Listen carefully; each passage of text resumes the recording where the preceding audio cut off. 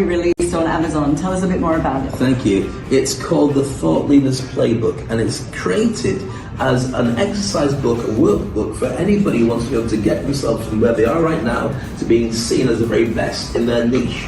So it takes you through the 6 steps of the roadmap, but it also gives you a way of monetizing at every stage and understanding where you are by challenging yourself all the way along.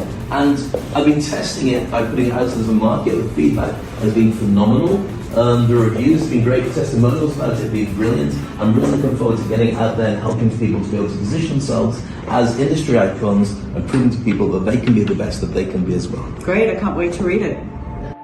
Welcome to Speak on Stage with Dave Crane, the podcast where we unpack the art and science of public speaking to help you command the stage with confidence and authority.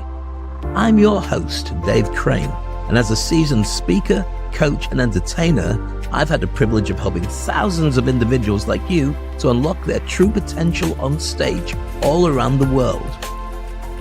Each week, we'll bring you candid conversations with industry experts, successful speakers, and thought leaders, delving into proven strategies, practical tips, and personal anecdotes to empower you to become a captivating communicator. So whether you're a seasoned pro looking to refine your skills, or a beginner taking your first steps onto the stage, this podcast is your go-to resource for mastering the craft of public speaking. So grab your notepad, open your mind, and get ready to amplify your impact as we embark on this journey together. Welcome to Speak on Stage with Dave Crane. Together, let's jump and grow wings on the way down. When are you at your very best?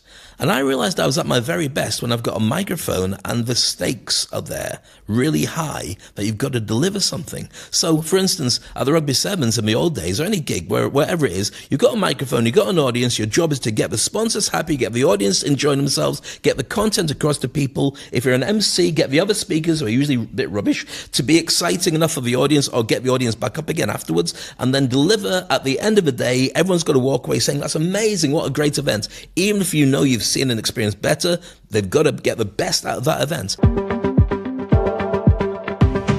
Hey, my name is Lisa Hugo, and I'm obsessed with helping other people find and develop their voices so they can go out and take on the world, be seen as an authority, expert, and speak their truth with utmost confidence because they know that what they have to share will connect with their audience and make a difference. I studied performing arts and spent 20 years of my career traveling the world as a professional singer-songwriter. I teach you the secrets to speak up and be heard, overcome your fears, to build your speaking skills, and learn how you can use your skills to make a change both in your own life and the lives of others. This is your one-stop shop for all things confident speaking. This is Impact Through Voice.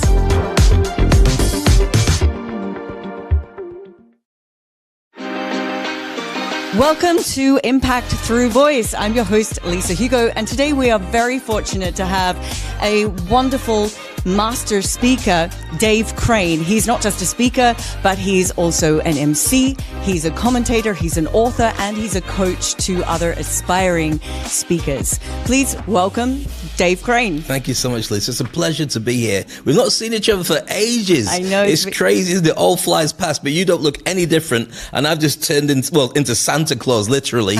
Gone very grey in the time since we last connected. No, great to have you with us. So thank you so much for taking the time. Pleasure. Great. Really good.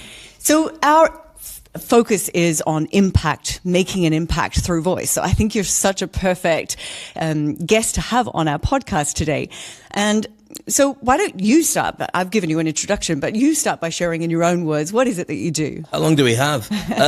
My expertise is really about getting what's going on in your head out to people so they can then interact with you. So that would usually be driven in the business community through selling. So whatever you think and whatever it is that you do in your business, you need to communicate with an audience that are interested in the stuff that you have to sell, but they're interested in it because that's their target service or product and so on. So what I really do is I help people to be positioned as thought leaders by working out what their signature message is to the world. So who you are, what you do, and what that really means and has an impact. If you get that right, you catch on to the Wi-Fi code of your audience, and then you can create messaging and content that makes people go, that's the person I'm looking for. And it's not easy to find because we spend most of our lives kind of like reflecting on who we are as a direct result of experiences and what people think of us. It takes a long time to be able to step back and say, yeah, but who does that leave me as? And so for many of the people I'm working with, I have to undo their imposter syndrome and their beliefs that they're not as good as they believe they are, or that their job description that's on their business card is the only thing that they are in the world. And what I find fascinating about what I do, which is I run a thought leader accelerator called the Industry Icon Program, is anybody who's over 50 is having to go through a second chapter reinvention. So typically, you stay in a job until it's time to retire, and then you've got like another, 10, 15 years, hopefully, of living around, sitting in the garden, doing the roses, and then deciding what that should be. But what's happening in the nature of the industry, and it's almost every industry, is as soon as you reach 50, it becomes too expensive for most organizations. And so what they do is, because the medical is too expensive, and you want to have flights for your family to go wherever you're going to go, they're now starting to push people out. And that's even at the highest level. GMs are being pushed out, head chefs, wherever level you're at, they're just putting in younger people who are far less expensive to keep. And so with that, you need to reinvent yourself. And I would suggest that this is going to affect 1 to 2 billion people across the world who may or may not even know it yet. And as you're going into your second chapter in life, what they don't seem to realize is you're actually a big hitter already, because you've done 20 to 30 years of a job or a series of skills to accrue to a point where you're actually really good at doing it. So rather than looking for employment again, as you've always done, start considering yourself as a consultant or as an expert. So all that stuff comes together. Now, it's one thing to have all that, it's another thing to be able to use it. And the best way to have that impact is to understand how to communicate with people so they then want to buy from you and work with you. And the first part of that communication is inside your own head. So the words that you say to yourself and the way that you consider yourself and the way that you map yourself to the outside world, once you've got that worked out, then you amplify it for your target audience, and that's how you create the second chapter and the ongoing story of your legacy. Okay. We'll come back to this because I think this is a really interesting topic, especially now with AI coming on board. And you talk about people over 50 who losing their positions and having to reinvent themselves. But I think it's going to happen to a lot more people in the workplace as AI starts to take over and jobs become redundant. And there's going to be more and more people looking to reinvent themselves or find something new. Let's go back, though. I want to just go right back to, how did this start for you? Because you're talking, I think, a bit about your own personal experience that you've had to reinvent yourself, but you've gone through many chapters of your life. I'd like to hear a little bit. Okay, we haven't got all day, but let's at least give us some insight into how did you get into using your voice to make your mark? Interesting. Well, one of the things I had to realize is when you create your signature message, if you understand what your relationship is to the outside world, you also realize that you're carrying a core wound. And that core wound is something that you probably spent your entire life avoiding, but it's actually what's driven you so much. And when I realized what mine is, and I don't just say it lightly to say, let me just pour my heart out. When you think about the way that movies are put together and your main characters that you fall in love with, they all have to carry a core wound. So take Superman. What's his core wound? Lost his parents. He's an orphan on a planet he'll never be able to return to. So everything he does as the most powerful person on the planet is all based around the fact that, is he going to fit in better? Or is he going to stand out worse because of who he is? And it doesn't matter whether you choose, say, The Sopranos, Tony Soprano as a main character in one of the biggest TV shows of all time. He was bullied by his mum. So when he became this mafia boss running prostitutes and drugs and all the other things, murders, you're thinking, he's done bad stuff, but is that going to fix that issue with that core wound that he's carrying around for his entire life with his mum? So for me, it was growing up as a mixed race kid in white areas in the northeast of England and Scotland previously before that, trying to fit in. And it took a long time, and it actually took the pandemic, amazingly, for me to realize I'm never going to be able to fit in, so just be Dave Crane. But all that time, I was pushing myself to see what I needed to do to be recognized so I could just relax in some kind of comfort zone that would make it easy for me. And the easiest way to do it is to be able to communicate. One of the reasons that communication was so important is because I mentioned Wi-Fi code a couple of times. If you're the only kid that stands out and you can't fit in, you have to do two things. You either have to make people laugh or you have to be able to fight them really well. So I was never a fighter. I was always somebody who just worked out how to make people laugh. At the same time, you're wondering, are they really my friends? Or is it somebody that I've got to keep an eye on all the way through? These are maybe discussions or conversations that most people don't have to go through, or they've kind of been through at some point in their life, but then they felt comfortable and they never had to after that. For me, it's been an ongoing thing, which changed a lot when I came to Dubai, I've got to admit. But then you realize, how do I communicate with these people? What side of me is going to work? Do I become larger than life, or do I become really funny and witty? Do I become a psychologist who works out how to get the relationships to be really strong? Or do I just dominate from the front of the room, be the jack of all trades and the class clown, and have everybody want to hang around with me, or at least not want to take me down because they know I'm very witty and very funny? And it was a kind of combination. My entire career, if you take that as a template, it fits in with Dave ticking the boxes of that core wound all the way through. So what does that manifest itself to be?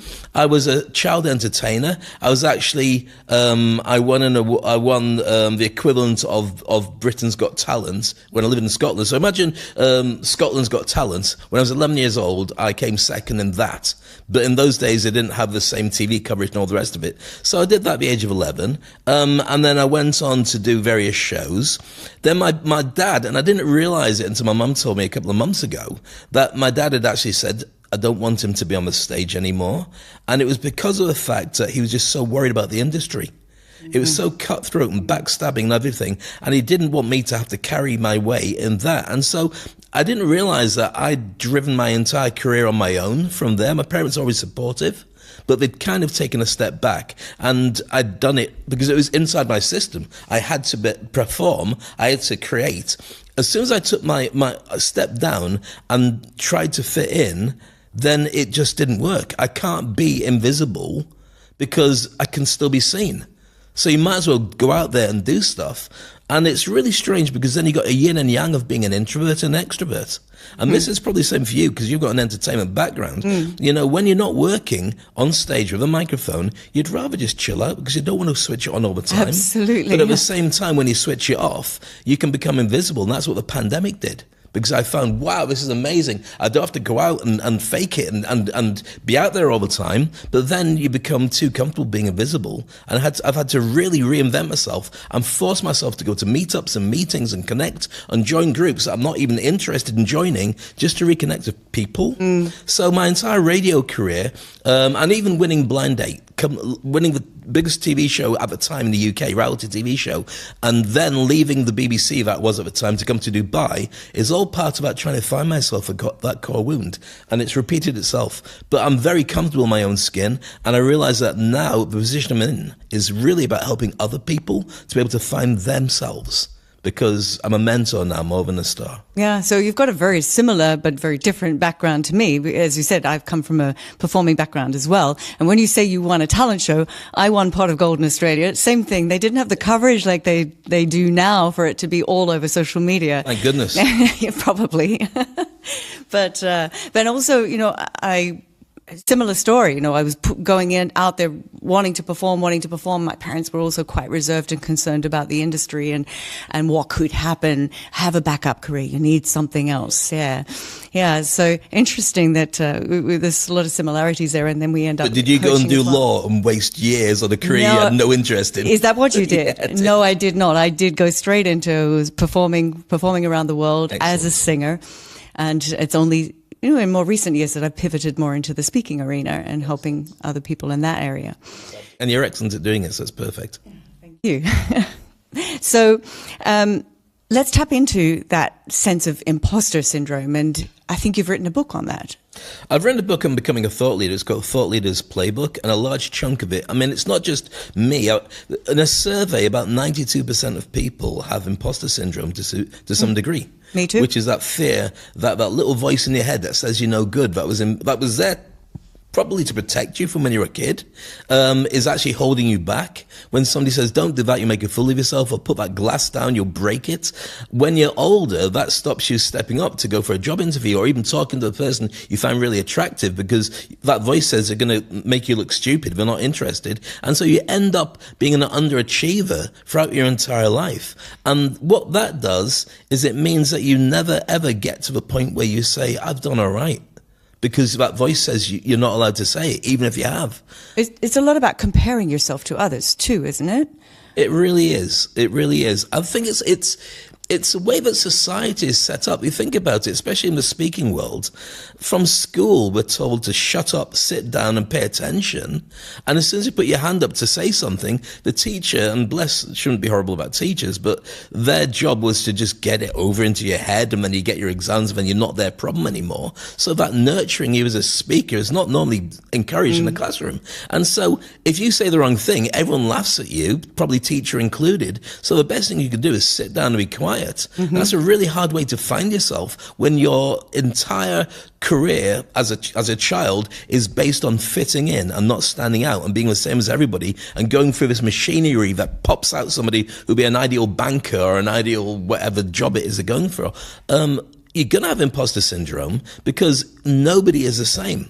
And what they didn't realize is the things that you're really good at that aren't academic is probably what's going to drive you to where you need to be in the future anyway. But typically, for instance, the playground would drive your relationship with people, and then the school classroom would drive your academics. But they're about 50% equal importance for where you need to go. But your ability to do well on the playground had no bearing on the kind of person that they perceived you to be. But when you look at who was successful from school, so many successful people from school dropped out early. Yeah. And went and started a car washing business, and now they're a real estate, expert or whatever it would be. And so I think school got it wrong, and that's where we first learn about who we should be, but the wrong way. And so many of us are playing catch up ever since then. Yeah, it's interesting. My kids even say today that, the school system, look at most of the entrepreneurs, they dropped out of school, they didn't finish their grades, they didn't go to university, and they're the ones who are the most hugely successful. And I say, okay, you can take that, but let's focus on what you're good at and invest into yourself and get yourself to, have that grounding, and then you can decide what you want to do. Yeah, definitely. But one thing I can say is, talking about the school system, my kids have been in a British curriculum and now they've moved into an IB curriculum. Now, this is a bit off topic, but what I have noticed in this curriculum is they are nurturing a lot more the independent thought leadership, the ability to be able to get up, to present. They're encouraged to give presentations and practice their skills, and it's definitely a change, yes, for the better. And I think all schools need to look more in that direction, especially nowadays when kids are distanced from each other because of gadgets and devices and locations, and so that ability to go the extra mile to be relevant is something you need to learn. Otherwise, you can't be in the background, because then everyone's in the background, and kids, especially in the teenage stage, find it really hard to sit in a room with somebody who they don't know and make conversations. When I was that age 8 million years ago, you go out to play, you'd pick up a football, you go missing, you make friends in the park, that you'd go around their house and nobody cared, and you'd come home when you're hungry, or you'd be fed around somebody else's house. Yes. That's the way it was. I wouldn't even dream of sending my daughter out to deal with that. Right now, she's with her friends, and I'm just checking she's okay, and let me know, and you got your mobile phone, and we can track her. That's a really weird world to be in. When you came to the UAE, what was the first thing that you were doing? I left the UK because I was working for the BBC as a news journalist. I'd won Blind Date, this TV show, to prove how good I was as an entertainer. The BBC used it as an excuse to sack me and get rid of me because the guy who was the boss was an idiot. And so I applied for a number of TV shows, didn't get the ones I wanted, realised living in the Northeast I should have gone down to live in London, moved down to London, didn't like it, came to Dubai because I'd just run out of options. I was burning a hole in my soul because I was desperate to be able to step up to my next level, and there was no level, and there's nobody around who understood who I was and what I was going through. And how long ago was that? When did you come to Dubai? 30 years, almost this year, 30 years. In fact, This is an interesting choice to come to Dubai, especially back then. It wasn't really on the map. It wasn't on the map at all. The girlfriend who had family her best friend's family were living in Dubai, and so she'd been to visit her. And she said, you should go to Dubai as a place to see. I said, well, it's going to be oppressive. It's going to be difficult to live in a place like this. I'm not sure if that's right for me. And then a job interview came up, and they offered me a place in Dubai running a sports bar. As an entertainer, so I took it, came out here for a 4-month contract, and 30 years later, I'm still here. And the choice, and so having not being able to get a proper radio job, despite working for 3 years as a freelancer, and when I say a proper radio job, I just wanted to belong to a company. I could freelance forever, but I wanted to feel in my 20s I'd found home. You know, and somebody could take me under their wing and so on. I didn't get that. But when I came to Dubai, within a short amount of time, a new radio station had started up. I was hanging around with the guys that were DJing there. They offered me a job, and within 2 years, I was station manager of a radio station in Paradise. And I remember an old colleague came over to Dubai, and I caught up with her, and she said, so what are you doing now? Expecting me to be, I don't know, working in a restaurant. And I said, I'm running a radio station now. And she couldn't believe it. She's like, really? I was like, yeah, because what Dubai does, and it's brilliant now and it was brilliant years ago, is it says, oh, you can do that, can you? Go on then. And we'll see. And market forces will take you down if you're an idiot. But if you can do it, and you've got the drive to be able to make it happen, then good luck to you, because the world will notice it and you'll do really well. Yeah. And so that's one of the things that's kept me here. And it's really in the DNA of a place. And everybody you meet who's a survivor, who's been here for a long period of time, I always see people who work in Dubai, who live in Dubai, as like the kids who used to hand their homework in at school. Those ones that knew the game and realize that if you put your work in, you do your homework, then you'll do better because you're checking what you're doing. And I think that's a survival point that works really, really well. And this place is the epitome of it. Absolutely. I've been here 17 years as well. Same. Yeah. Even a pandemic in our industries didn't stop us staying here as long as we wanted to, not that we had anywhere else to go, and be successful. Yeah. I came for 3 years, and the 3 years kept being extended. Now we don't see any other option for us. We love it here. Absolutely. Yeah. The pandemic, let's tap into that, because for both of us, that was a pivotal moment for us to have to find a different way of working. Tell us a bit about your experience. Wow. For the pandemic, I was doing big events around the world. I was teaching people to speak on stages. I had a very successful business, being me, but hosting events because you and I have got like, it's like famous in Vegas level of being well known. Nobody outside of Dubai knows, but those in Dubai, there you go. So you're kind of well known. So that was working really well for me for 25 years because I'd been on radio, been on TV, magazines, newspapers. So I was kind of like a local celebrity. But then with immediate effects, when the lockdown came in, I couldn't speak anywhere. I didn't have an audience anywhere. I couldn't get any clients to teach how to speak anywhere. And my wife was an award-winning wedding photographer. So within like 1 day, we had no income doing what we were doing before for about 2 years. And so we had to reinvent big time. And what we had to do was just say, well, what can we keep doing until we find something that's going to come in? It's like if you're stuck in the desert, you choose a direction and you keep going as far as you can until you find water. And that's basically what we did. So I went online and I streamed a show. I had a friend who was a speaker trainer based in Texas, and we created the toilet paper diaries. I remember that, yeah. So we had, at its peak, it was having about 1,500 people watching us live every day because nobody knew what was going on. We did about 50 days straight for an hour every day, and then we broke it down, did it for about another year and a half after. And we just realized that let's stay relevant until we know what we get to do next. because we didn't have any online business so we could turn around and say, it doesn't matter, the money's coming in. We had school fees to pay, rent to pay, car fees. I mean, Dubai did an amazing job of making sure that everything ran smoothly. Yeah.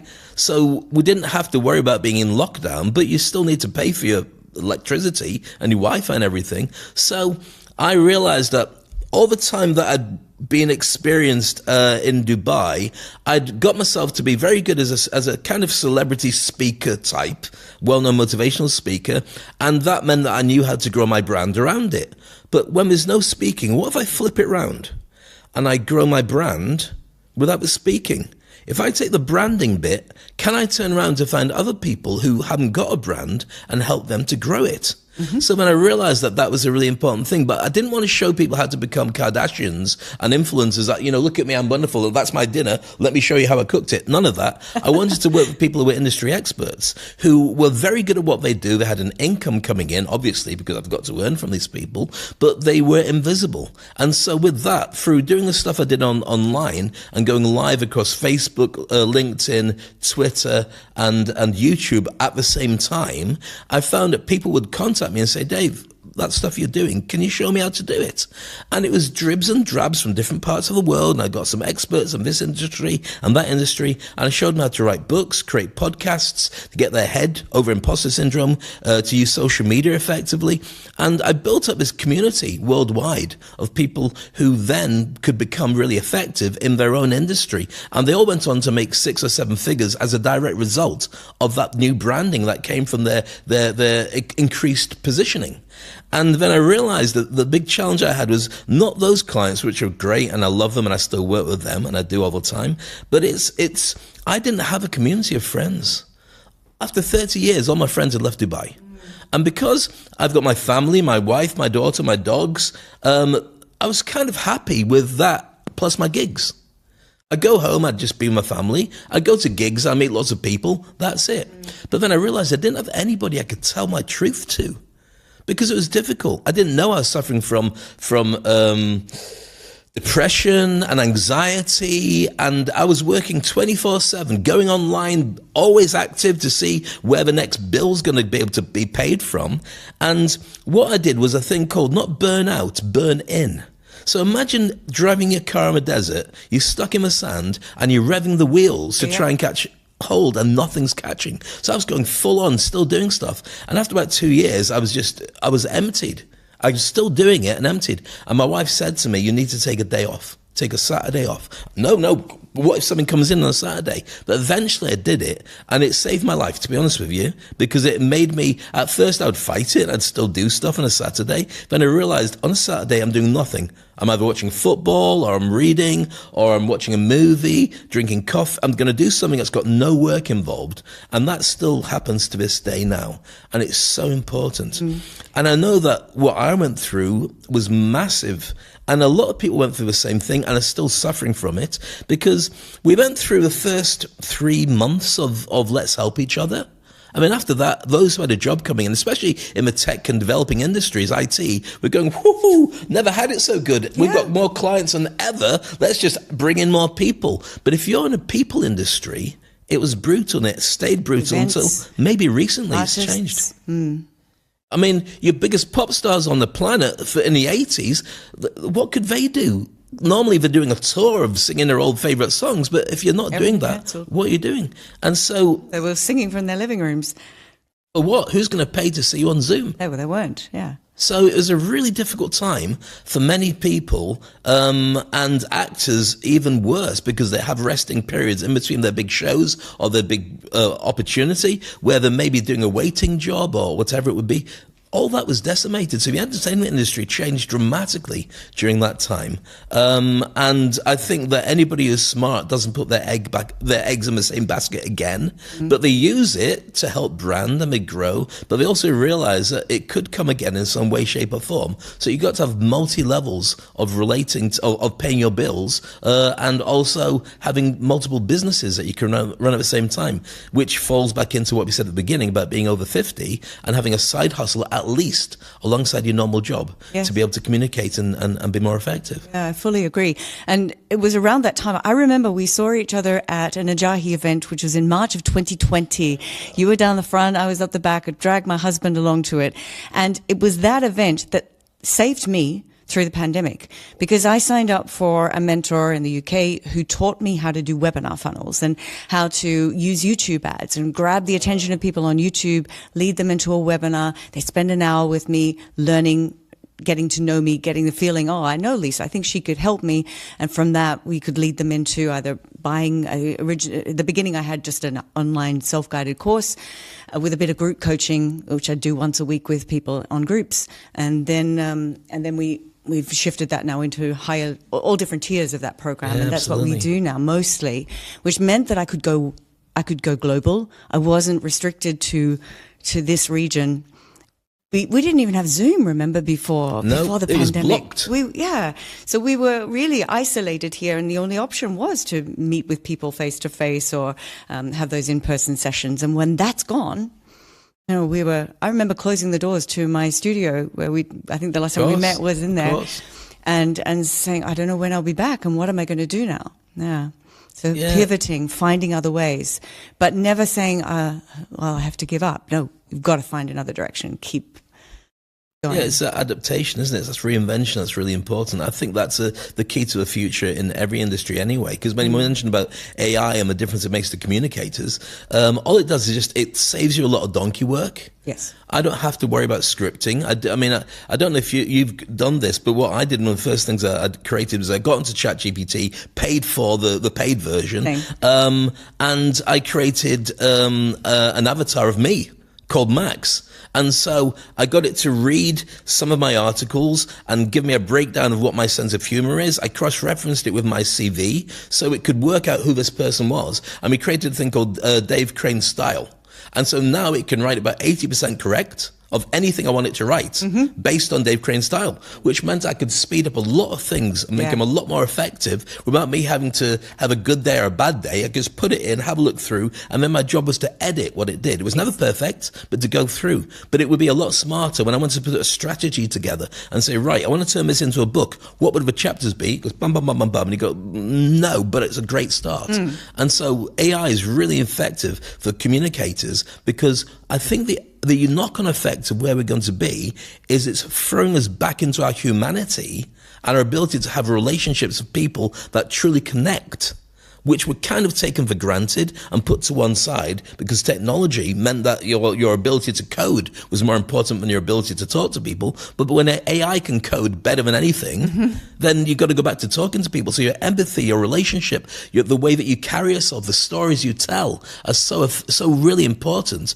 because that's what people connect to, because now they've just got that ability to say, who do I want to play with when I'm actually connected to the rest of the world? If somebody comes to you, they say, Dave, I want you to help me. I want to build my brand. I want to be a good speaker on stage. I want to have my own keynote. Where do you start? I start off by asking them what it is they want and why they want it, because often they don't actually want what they think they want. To be a full-on author, podcaster, speaker, traveling world, staying in 5-star hotels, going on business class all the time, that's great. But is that what you really want? Or do you just want to be better noticed at work? Do you want to stay in your job and just fast track towards CEO? Or do you want to run a side hustle at the side of it? Do you want to know that your job is safe forever because you've built up a brand that people love, but also the fact that they can't sack you because they know there's nobody that can fill that gap? What is it you want from your voice? And so I work out what their end result is, and then I reverse engineer how to get from where they are to here. And it's very rare that somebody needs to have all these different elements. They just need to have a few things that relate to the audience that they want to reach. Because it's like planting fishing nets everywhere. It's your omni-channel. Somebody somewhere should be able to find that thing and then find their way back to you and then do business with you. And so when I work with people, I find out what their signature message to the world is.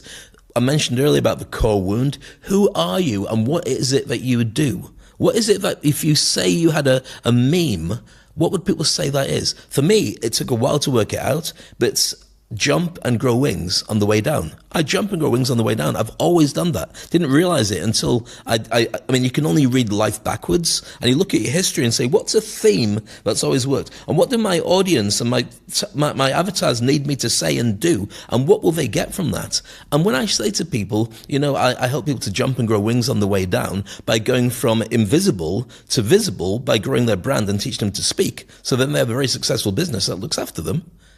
That's my elevator pitch in like 10, 15 seconds. And anybody who gets it goes, I need some of that. And anybody who doesn't get it goes, no, that's not what I'm after. So it's finding that part, and everyone's is different. Yes. So then you're only attracting the people that you want to work with, and you're repelling the ones that you don't. Absolutely. But you're not wasting anybody's time or money getting to that point where you have to create a business with them. That's right. So what I do then with people is I show them how to find who they are, and then find who their audience is, and then find a way of increasing the trust and the credibility that their audience has in them. So when they Google and a number of names come up, they need to turn around and say, that's the one I want. That's what my main work is with everybody. Got it. Because it's ultimately, what do people buy from you? I mean, when people come to you and say, Lisa, I want to work with you, what are you selling to them? What am I selling to them? What are you selling? I'm selling them confidence, the ability to be seen as an authority, to be respected, to feel that they can go out and do what they want to do. But again, it comes down to, similar to what you do, what is it that you want? What is your main goal from working with me? And then we work out, well, is this the right thing for you in the first place? And how are we going to get you to that? But if it's to put into one word, just the same as we're here in this incredible podcast studio, and we've gone from our old location to here, and we know it's going to be great because of the way that they had their old place, or when you go and you work with a lawyer, or you work with anybody, what you sell is certainty. The certainty isn't that, I'll show you how to do my job. It's give it to me, I can do it, I'll just take care of it.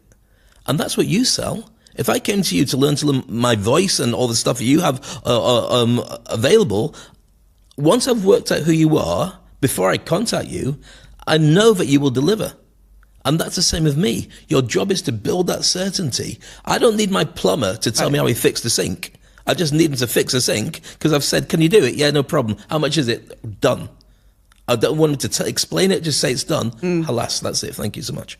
And so it's certainty you've got to build as much as possible in every industry so people know that you're the one to go to. Yep. And that's how I do this with my trainings. People get a glimpse of me. They get to spend time with me, first of all, and then just they get that certainty through that by other going through my content, my blogs, my online content, my podcasts. Yeah, your guests. Exactly. That okay, she knows what she's talking about. She'll get me my results. And then they come to me knocking on the door. And what that does is it shifts the challenge from how much is it going to be to the fact that I know the results can be perfect. What's it going to take to get you to work with me? Because what everyone else fights a battle of is price, especially in Dubai. It's a place that's built out of bartering and marketplaces and everything. So discount though. The formula for being paid. The formula for being paid is two factors. First of all, the effect of a job you do and how cheaply somebody can replace you. So that's what everyone looks at. Now, if you have a really good brand and you're excellent at what you do and you focus it right down to delivering one or two things better than anybody else in the market, you're irreplaceable. So you can charge more or less what you want because they know that you will deliver because of a certainty, and they know that they want you because they look at other people who might be able to do it, maybe, but if that's what you do, I want you. Your value is the result you get somebody. It's what the outcome is, what's it worth to them? And then they'll decide, is it worth it? Absolutely. Yeah. And sometimes they don't know, and sometimes they need a little bit more pushing. And sometimes they say, well, it's a bit expensive. Can I get my brother to have a look at the price and see if we can get it cheaper elsewhere? In which case I say, good luck. Yeah. And often I give my clients to other people because I don't want that kind of client. I want a client who we can create a long-term great relationship with that lasts for years. And that doesn't happen with trying to beat you down on price, because what part of my service do you want me to not deliver? Oh, I want everything. Well, that's what the value is. I will make you more money by working with me. Let's have the trust and credibility built in, and then let's move forward. So the client has come to you, you've already ascertained exactly what areas they want to work in and what do they want to get out of it. You've ascertained that. Let's say it's somebody who really aspires to be a thought leader, to be invited onto stages and to be able to speak and share their expertise. Where do you start then? After you've gone through this? Fascinating. See, one of the things that I've got as a superpower, probably my superpower, is the ability to get the Wi-Fi code of the people that I'm meeting. So you can profile people very quickly. And if you take it all the way back to being a mixed race kid growing up with strangers who you don't fit in, you learn very quickly whether somebody is going to be your friend or not be your friend. And I found that amplifying that makes me so good with audiences. I can walk out at an event that's got like 50,000 people out with the Bar Rugby Sevens for 20 years and work them to do anything I tell them to do because I work out the Wi-Fi code and how to get that to happen. So when I meet people, I can cross-reference their LinkedIn page straight away, even before I've met them, to see who it is I'm working with and what they need to do and what their industry is crying out for and what it is that they believe are the strengths that they have that their industry may or may not understand. So when I've got their LinkedIn profile, most people's are terrible, and I've got the person saying to me, can I get them to fill in a questionnaire so I can work out what the level is that they want to actually have, cross-reference them, and it points in a certain direction. It's then a question of how much do you want to invest in yourself, and I'm not talking about money here, in your energy, your drive, your self-belief to get that result. If it's a willing commitment you're willing to make, then these are the steps. I've got a 6-step roadmap that they have to go through to be able to get to that point. So it starts off with the awareness that maybe I don't fit in with where I am right now. I want more. Then it's aspiration. You're looking around at somebody else saying, oh, I'd like to be like that. Not in their industry, but in my industry, then I want to do that. Then it's a drive. You start driving. You build a car, a vehicle. You say, I'll do a bit of social media and I'll talk a little bit and I'll write something and I'll say hello to people. I'll connect. So you start to build this vehicle and you start driving. But then you realize you're going in the wrong direction because I'm driving this. I should be over there, not here. So then you've got to rearrange and head in a different direction. And then as you're going in this different direction and you've got your stuff, you're building up, you're speaking, you're building a gathering of followings, fans, you're starting to create content. You go, actually, the people I want to target, they don't need all this other stuff. They really want me to do one or two things, so I'm going to focus on that. So you narrow it right down, and then you get to the 6th point. The 6th point is ownership. That's when you're an industry icon. That's when your name is a verb. So people say, we need somebody who's going to do that. Who can we get? Dave Crane. Now, what does Dave Crane mean? Well, it means you're going to throw in somebody who's just going to deliver a gig. He'll work it out. He'll get it all. What kind of gig have we got? We've got a room full of accountants. Right. Is it fun? No, we don't say anything to anybody. Do a Dave Crane on them. What's he going to do? He's going to make them have fun. Is it going to be amazing fun? No, but it's going to be more fun than they've ever had before. And so that's it. So you work out what you are, and then your name comes up again and again as a verb. And that's the key to everybody who wants to be a thought leader. When you talk about Elon Musk, which many people do, what does Elon Musk suggest to you? It suggests a guy who's a complete genius when it comes to tech, but not the best person when it comes to humanity. Mm-hmm. And it's that balance. Would you trust him to create something? 100%. Would you want to hang around with him? Maybe not so much, depending on who you are and what your beliefs are. So it's quite clear, front and center, what your brand should be. Most people don't have that brand. They don't even know internally who they are. True. And I think most people, especially if you're employed in the workforce, you don't even consider yourself as needing a brand. But I think everybody needs a brand. It's who you are. It's how you represent yourself. Because a company doesn't want you to have a brand. If you have a brand, your head sticks up above the trenches, and then you get noticed more. And then the odds are you'll turn around and say, "This is rubbish. I shouldn't be doing this anymore." They don't want that. Yes, you can have a brand in that seat. And when I tell you, you can maybe elevate, we'll let you go for a job interview in 6 to 12 months, and we'll let you know if you're good enough to go to the next level. Okay, why didn't I get the job? Because we decided you weren't ready. Oh, okay, I'll wait for another 12 months. That's how it's all built. That's how the old system was. And it still is. I mean, let's face it, most people are employed. They've got a job that pays their bills. And that's great. No issue with that. School was created to get you to that point. But what if something comes along like a pandemic? And that job is not guaranteed, or AI. And the great thing about AI, which makes you laugh a lot, having trained as a lawyer, is right now there's apps coming onto the market that can do law. fast, for free. Write contracts and Absolutely. And so the next stage, because it used to be that if you're a knowledge worker, if you've spent 7 years training to be a doctor, 7 years trying to be a lawyer or an accountant, you get paid at that level because nobody else can take it off you. But what if my phone can do the same as you in a very short amount of time? What do I need you to do? I need you to create a relationship with me. I need you to be able to advise me about the fastest and best way to choose that stuff that's been given to me by the phone. But I don't need your knowledge. I can get that from here. So many people who used to be on an ivory tower thinking I'm fine have to now learn people skills, communication, positioning, branding.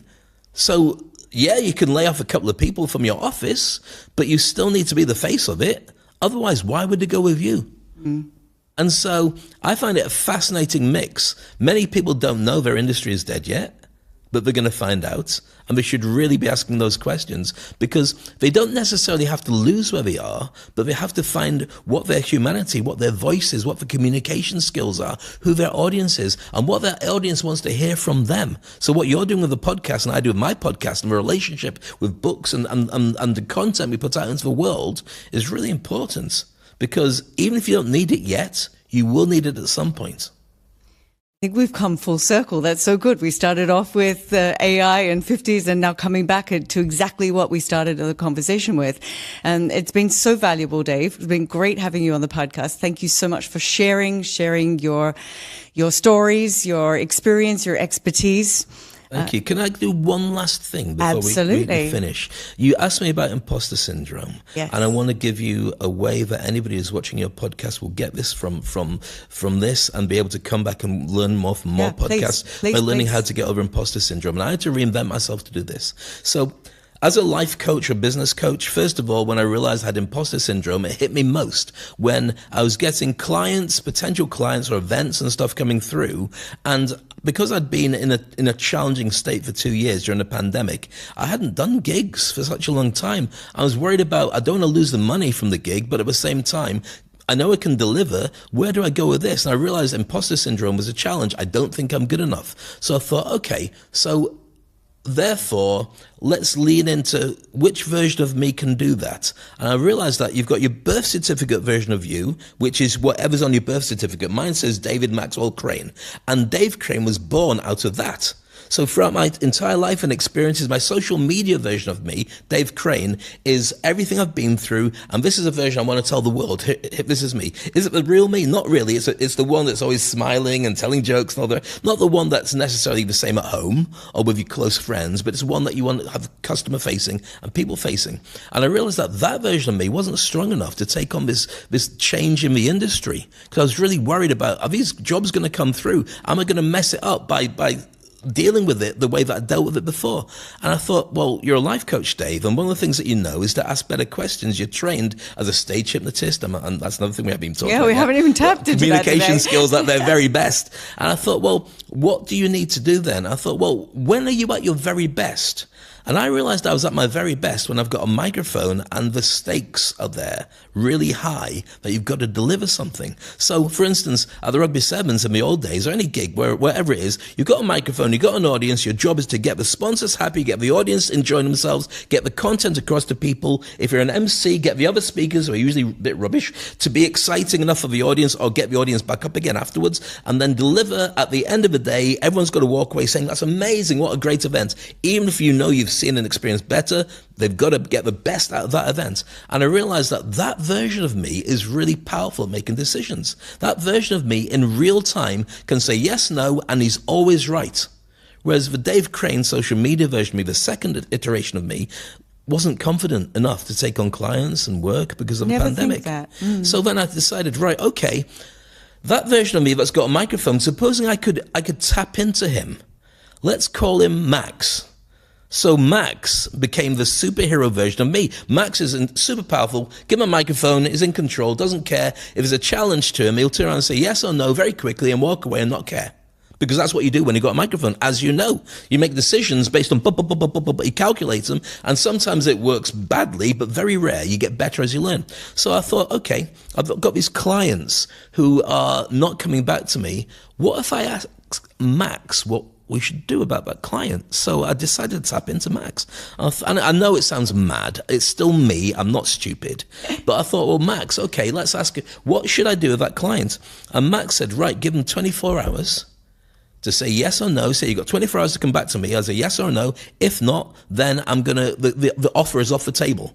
I thought, you can't do that, because I need the money. What if they're just busy? What if they've got other focus? So I thought, I'll go with it, because I didn't want to silence Max, because I knew that was tapping into something. So I said, okay, I'll give him 24 hours. And what it did was it freed up idiots that were wasting my time, but it also meant the right people turned around and said, yeah, okay, let's do that. And you get an answer straight away. I thought, okay, let's see what else I can do.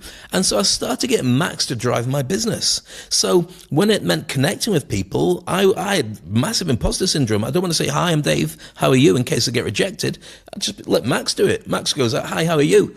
Okay, don't talk to me, I'm not bothered, and so on. So the only time I couldn't be Max was at home with my family. I wouldn't let him use that power to upset their relationships, my wife, my close friends, but everything else was full on. So now Max deals with everything. Max is probably talking to you right now, because it's such become an interesting so close, concept. you know? Yeah, but I get where you're coming from. I mean, this is your way of describing basically the two sides that we have within us. We've got the strong version, and we've got the one that questions the imposter syndrome, the one that doesn't believe in themselves enough. And so it's balancing out and allowing each side to come through at the right time. You're calling yours Max. So here's yours. When you get a microphone and you're on stage and you're singing and a room is going, oh my goodness, this is the best we've ever had, what's she called? I had never really thought about it. Try a nickname. Did you have a nickname at school that you could feel comfortable giving her? Cricket. Is cricket a strong name for you? Because it was jumpy and I was bouncy and I was full of life and energy, like a cricket springing. Right, so if you embodied cricket, for one's code name cricket, you can change it. Can change it, You got cricket to make some decisions for you that were difficult for you to deal with as Lisa. Would you come up with a better and stronger result? Yeah, I mean, I'd like to give it a try. For sure. I'm sure if you're thinking that way. Yes.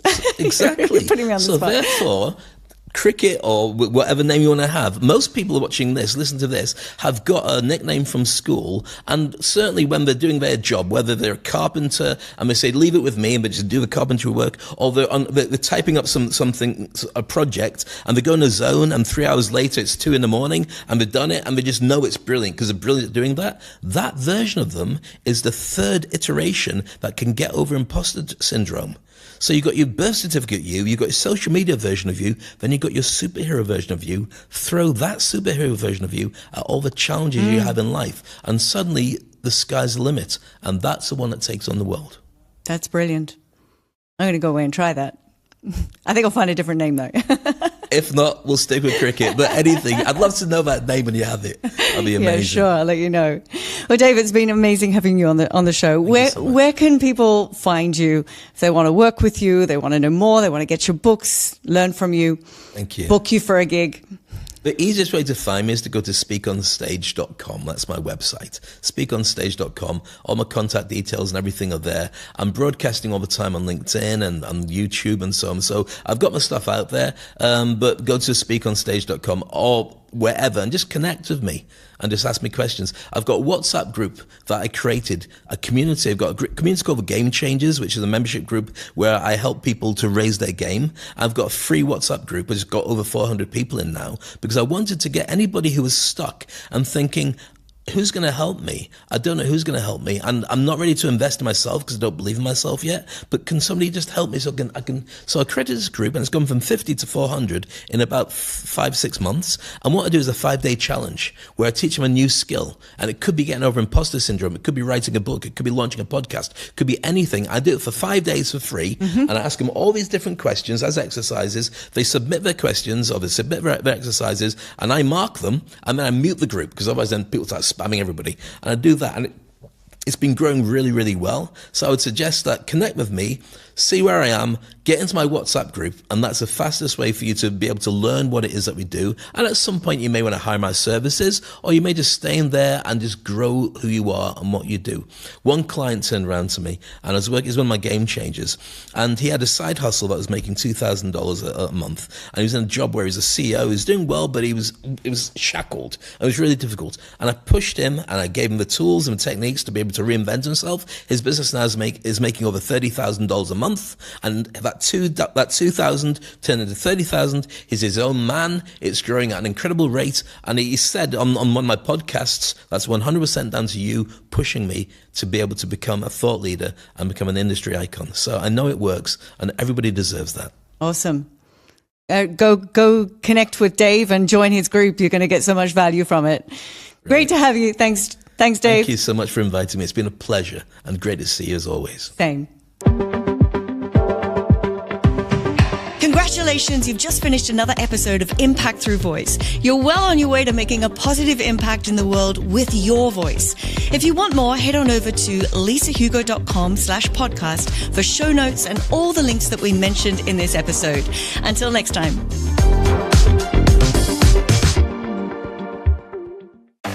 Thank you for tuning into another insightful episode of Speak on Stage with Dave Crane. We hope you found today's conversation inspiring and packed with valuable insights to help you to amplify your presence on stage too. And if you enjoyed this episode, please subscribe to the podcast on your favorite platform and leave us a review. Your feedback helps us improve and reach more aspiring speakers just like yourself. Remember, the stage is your platform to shine, and with the right tools and mindset, you can captivate any audience anywhere. So keep honing your craft, refining your message, and never shy away from the spotlight. Stay tuned for our next episode, where we'll dive even deeper into the world of public speaking and performance. Until then, keep speaking, keep shining, and keep making an impact.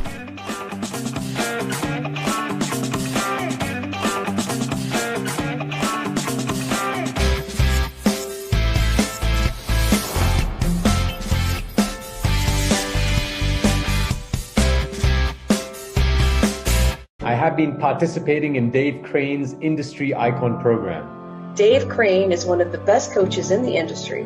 One of the most knowledgeable speakers I know. I was so impressed. He shared the stage with celebrities, athletes, politicians, and royalty.